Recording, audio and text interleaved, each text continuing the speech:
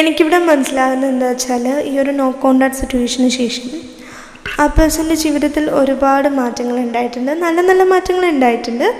ആ നല്ല നല്ല മാറ്റങ്ങൾ എന്തൊക്കെയാണ്, അല്ലെങ്കിൽ ആ പേഴ്സൻ്റെ ജീവിതത്തിൽ ഈ ഒരു നോ കോൺടാക്ട് സിറ്റുവേഷന് ശേഷം ഉണ്ടായിട്ടുള്ള മാറ്റങ്ങൾ എന്താണ് എന്നുള്ളതൊക്കെ നിങ്ങളോട് പറയണം എന്ന് ആ പേഴ്സൺ ഇപ്പോൾ ആഗ്രഹിക്കുന്നുണ്ട്, അല്ലെങ്കിൽ അതിനെക്കുറിച്ചാണ് ആ പേഴ്സൺ ഇപ്പോൾ ചിന്തിക്കുന്നത് എന്നാണ് എനിക്കിവിടെ മനസ്സിലാകുന്നത്.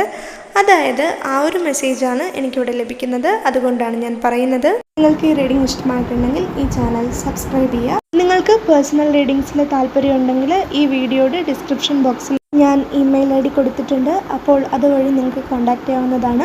അതോടൊപ്പം തന്നെ ഞാൻ വാട്സപ്പ് ലിങ്കും കൊടുത്തിട്ടുണ്ട്. അപ്പോൾ നിങ്ങൾക്ക് വാട്സപ്പ് വഴിയാണ് കോൺടാക്റ്റ് ചെയ്യാൻ എളുപ്പമെന്നുണ്ടെങ്കിൽ, താല്പര്യമെന്നുണ്ടെങ്കിൽ അതുവഴി കോൺടാക്റ്റ് ചെയ്യാവുന്നതാണ്. മെസ്സേജസ് ആണ് അയക്കേണ്ടത് കേട്ടോ, കോളല്ല. കോൾസ് എടുക്കുന്നില്ല, മെസ്സേജസ് മാത്രമാണ്.